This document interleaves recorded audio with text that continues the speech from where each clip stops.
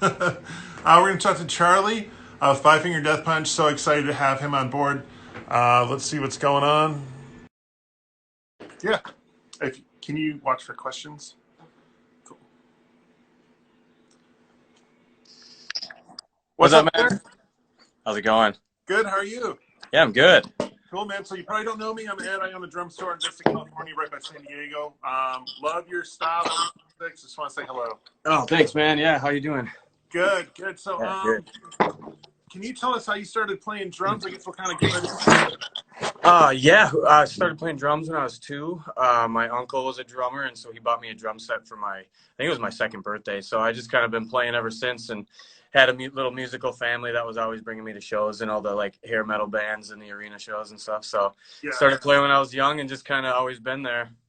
Awesome, man. What was the moment you realized, like, this is what I want to do with my life? I always love to hear, like, that moment. Usually, that moment. Yeah, for me, it probably started early because it was just kind of always what I expected myself to do, I feel like. Right. Because it's kind of all I remember thinking about is like, oh yeah, I got to make it to the next level, So it's pretty much all I ever focused on besides some random, like I always want to be a marine biologist and stuff like that because I like the outdoors. But drums was, number one from early age, I'd say, like 7, 8, a lot of those ages I remember thinking about doing it. Awesome, man. So you have a master's in music, I read. What made you pursue that? That's a huge, lofty goal. Yeah, it's something. Mainly because I wanted a fallback of teaching at a college. That was always my like plan for long term. Was like I just want to teach college music. Right. So yeah, I went and did that. At mid-20s to late 20s, I graduated with the master's when I was 30, and I started it later. I started at 25 because I was like, if I'm not happy with life where it is, I'm going to go back to school. So I went straight through and finished the master's at 30. Yeah, that's a huge commitment. So congrats on that, man. Yeah, thanks. So how has playing in this amazing band been for you? How has it helped you as a drummer in your career? Oh, it's been obviously amazing as far as my career goes. I reached a whole different audience that I wasn't a part of before. So it's been wonderful for that. Playing huge shows was always my dream. So there's that aspect of it. Right. Working with the guys, they're such a fun group and they accepted me in such a good way. It's been just an enjoyable ride the whole time. And obviously, like coming from my playing background, it was fun to be able to rock out with fans and like be a part of the whole thing rather than just feeling like I'm like, it's hard to explain, I guess, in short verbiage, but yeah, I didn't feel like, it's like, how crazy can I make this drum part today? I got to like step it up again. You can focus on the fun elements of connecting with the people and just putting on a good show. Your fans are very, like, I mean, they love you guys. How cool is that experience for you? I mean, do you see the passion in the fans every night? Does that give you like fuel to keep going?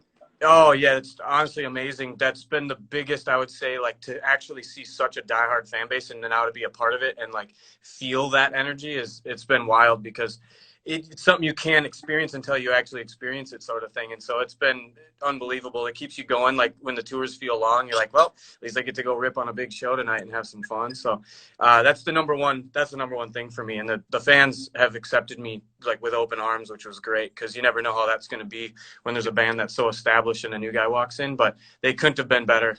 That's awesome, man. I'm really glad to hear that. It's cool when the fans are appreciative of what you bring to the table. I mean, you're a beast on the drum, so congrats, man. That's awesome. Yeah, thank you. Yeah, I appreciate that. Yeah, man. Do you have a question? Oh, no, I was just. Oh, my wife is right next to me. She loves you guys, and she's going to kind of monitor for questions and stuff. So. Oh yeah, cool. Cool. So how's living in Minnesota? My sister-in-law lives there. She lives right by Minneapolis. So how's that for you? How's it the music scene out there? Yeah, music scene's weird. It's different these days than it was even like 10 years ago. I honestly kind of skipped over that whole scene besides playing in cover bands. It just never, the metal scene was never that big here. Besides, there's a handful of bands, of course, but it's a lot of shows where you're playing with like 10 bands, 8 bands, like those monster opening lineups. Yeah. So I never had any interest in that. And to be honest with you, I preferred more like fusion-y style stuff when it came to playing live. Yeah. But in Minnesota in general, I love it because I'm an outdoors freak. So that cures the appetite. Like, excuse my look. I've been working on my yard all morning and I got the quarantine look on. But it's all good.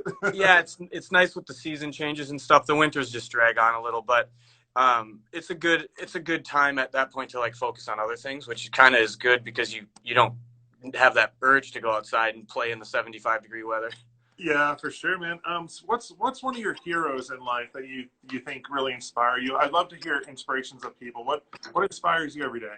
Uh, Modern era inspirations are different than when I was like, starting off as a drummer and stuff.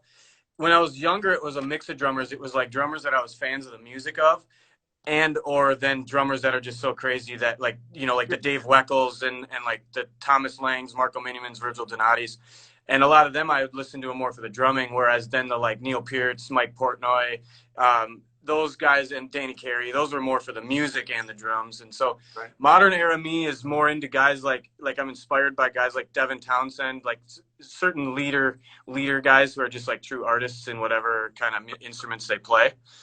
And Yeah, then my drumming influences nowadays are they're a wide range because a lot of them are my friends now too, which is cool. isn't that Uh, awesome? It's like, yeah, yeah, that's been a surreal thing the last 4 years of my life, where your peers and like idols become, or they're my peers age wise, but like people I looked up to just because they wrote cool tunes became my buddies, which is amazing. And they're all such nice guys. It's cool when you meet your kind of your fan, like your idols that you're fans of and stuff, and then they're really nice. Um, so yeah, it's more guys like that, and like bands. It's more like music and like general artistry, not so much just drumming that I'm into these days. awesome, man. What's your favorite song to play live? Everyone wanted me to ask you that question. Oh, that's a good question. It's tough to pick just one, but there's a handful of them that are right up there. Lift Me Up, you can't go wrong with that one live because it's usually first, and so it's like you're just always flying high. Under and Over It, though, I'd say if you're gonna put like pick one, I'd say Under and Over It. It's got such a good mix of like vibes for me that it'd be that one. Or I could pick the easy choice and say Burn because my drum solo is always in that one. That's awesome. The, Yeah. the intro on the latest album is so sick, man. It's so good. I was listening to that last night for like three different times. So Yeah, I think I want to do a version of it now where I do like a drums, like not trying to cater to a song and just do like drum craziness over the top of it and do all like fusiony, techie fills and stuff and see what comes out of it. I think I'm going to do yeah, that soon. cool, man. Any advice you have? I always like to ask this for young drummers. We all started somewhere. You started when you were two, but what do you recommend for young drummers now with the digital age and social media and stuff? The big thing is to try to stay to yourself because it's easy to get sucked into like, oh, that guy's getting a lot of attention, I should play like him, or I should do more of that. There's nothing wrong with the influence of that because it's always good to kind of like sharpen your edges a little bit in certain areas that are a little rough. But Right. in general, I'd say it's like do your own thing, because if at the end of the day that's what's going to like make you successful when the things run out. Like there's only so many shred videos we need to see over a rap song, you know what I mean? Yeah, for sure. There's Um, nothing wrong with shredding, but it gets to a point where it's just like it's somebody being like, oh, I think people are gonna like this, I should try and do that. And a little bit of that's great, but when it's your whole identity, then it's kind of like, well, what do you do? yeah, exactly. What challenges have you faced being a professional musician? How's the tour? I know it's kind of a grind and all that. What do you think people would expect when they go on tour? Like, what challenges do you see? I mean, the obvious ones are just that, like being away, not having a routine, or your routine is just kind of alien from your home Right, life. right. Um, as a musician in general, of just like doing the musician life if you're not touring, that's pretty brutal. I'd say across the board, like feast or famine was always my issue. I can speak only from my perspective, but um, there's a lot of things you give up, like security and stuff like that, but when it comes to touring and that whole side of it, it's more like you got to focus on the positives all the time and try not to let the negatives suck you in. And I always try to like better yourself in various areas that if you were stuck at home, you couldn't do, Yeah, because the fact of the matter is on tour, you do have a lot of free time. It's just how much energy do you have during that free time to make something, good. yeah, yeah, for sure, man. What highlights have you found in your career? Like some maybe one or two shining moments that were just like, God, this is so cool. Do you have those moments? Oh yeah, for sure. So far, playing the sold out Target Center in my home, like in Minneapolis, That's badass. That's so that cool. was for sure massive, because that was only like my seventh show or something with Death Punch, eighth show maybe, and it was just like looking up into the sea of people, and that thing was oversold, so there was like not an empty seat in the house. I think it was our biggest show that tour, or one of them. Awesome. That was a standout moment. There's been a bunch, like personally, like with drumming and stuff, like getting the endorsements that you wanted at the time. Like now I don't view it the same way I did then, but at the time it's a pretty good feeling of personal accomplishment, because you feel like everything you've been working towards is finally like other people are noticing it that matter. Yeah, and I know you've spent so much time. It's like getting your teeth into drumming. I know you're a teacher as well. Yep. How's that been for you being a teacher? I mean, I'm sure on all different levels. How's that for you? Good. I taught more before Death Punch. I was teaching like pretty much full time, if you want to call it that, where like any of my free time, I'd be teaching, 3 to 4 lessons a day. And I did that since I was 22 ish, 21. And I would even teach lessons before that. But now with Death Punch, I kind of took a back seat to that for a little bit and let myself kind of adjust to my new lifestyle of like routine and being gone all the time. And now I'm starting to teach quite a bit more. Cool. Well, this is my wife, Susan. She's going to ask a few questions from the fans, if that's cool. Yeah, for sure. This is Charlie. Hey, Charlie. Hey, Susan. She loves, like this morning, I woke up and she was playing your video. That's awesome. Nice. That's awesome. Way too much, but that's all good. Hey, there's nothing wrong with that. Let's see. We have 3 questions for you right now. Okay. One of them, if I pronounce these names wrong, I'm sorry. It looks like Emmett. So it says, which do you prefer? The 5-figure Death Punch sound or do you prefer the one, your home videos? So yeah. Death Punch sound or your home videos? I know what they're asking with that. Yeah, it's just like the production style and value. Honestly, they both work for what they're for. So like if you heard my sound, like my home raw studio setup sound with Death Punch, it would sound really weird and out of place. But I prefer my sound where it's kind of more natural but powerful when it comes to like my crazy solo videos, because essentially I'm just like shredding and the clarity isn't so important, whereas with Death Punch you need that pop and that clarity. So I kind of like both. I like big production and then I like more natural, like breath, you know what I mean? Like a fusion sound meets metal or something. Your videos are amazing. Your home stuff, so it's badass. It's so. Oh, good. thanks. Yeah, thanks. I really don't do that much anymore. Like I run the same plugins and I might adjust some levels based on the grooves I'm playing or something. But I run it pretty raw these days. But I give it the touch it needs to make it not make your ears bleed. What about one All more? right. Okay, so let's see. What are your favorite sticks?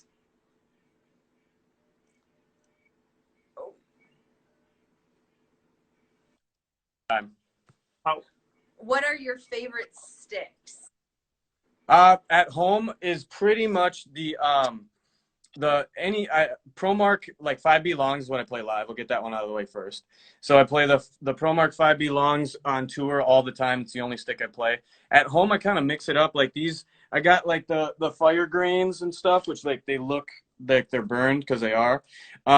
They hold up a little bit better and they feel really solid. And so I enjoy the fire grain 5Bs at home. And then I like a few different models like the Marco Miniman signature model. I like the Todd Zuckerman model because they're maple. They're super light, but they actually I don't break them like I used to break maple all the time. So I kind of mix it up at home, but 5B long is kind of like my go-to. Yeah, All right. Cool, man. Well, thanks, Charlie. Do you have any gear that you could maybe show us? Yeah. Are you near the kit? Yeah, I'm on my kit. Yeah. My home kit is it's different than the Death Punch one, but I kind of switch up my cymbal setups. But right now I generally run like 3 crashes, like 1, 2, 3, like the main sides, like my left side, my front left, my front right. And then my China and stack area is always like on my right side because my right hand does most of the patterns. So this allows me kind of some movement. On this home kit, I got monster drums because my kits are always the same size.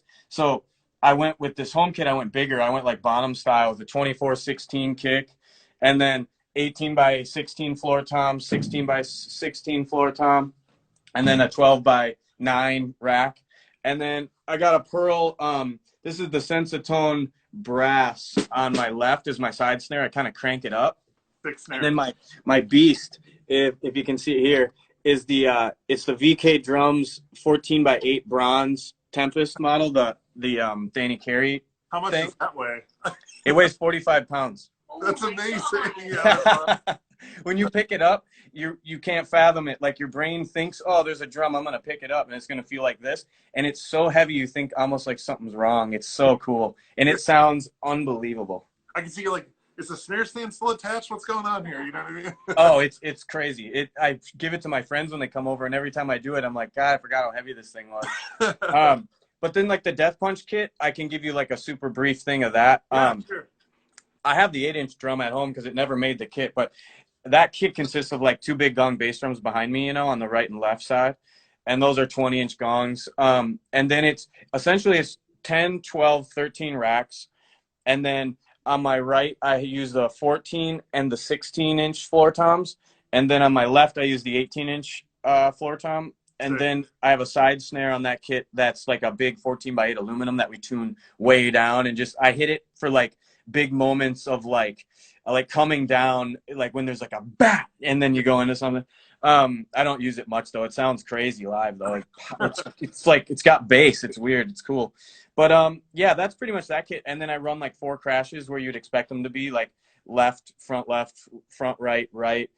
I only run then the 2 Chinas above, and then I have stacks just in case. I barely use them. Once in a while in the solo, I'll throw them in. I love and then stacks. They're so couple cool. splashes. Yeah, I love stacks, man. I got like 4 of them at my house, and I just kind of rotate them. What's that big ozone stack you got? Yeah, this one right here. Yeah, what do you got going on with that? This is just a Mino Custom Classics Dark trash stack, they call it, and it's just an 18-inch trash crash on top of an 18-inch trash China. That's sick. Yeah. Yeah, and then I got the same one. It's just in 12-inch form next to it. Oh, that's so cool, man. Well, Charlie, thanks, man. Thanks for doing the interview. I have a lightning round questions. Are you down to do a couple questions? Yeah, let's do it. Cool, man. Best bratwurst in St. Paul. Say it one more time. Best bratwurst in St. Paul. I have no idea. I never eat bratwurst in St. Paul. But I live here. Yeah. Single or double pedal? Oh, double pedal. Favorite cymbal? 19-inch medium thin crash Mino Byzance. And what are you most excited for when Death Punch gets back on tour? What are you most excited for? Oh, just playing shows again. I'm dying. Yeah, man. I'm ready.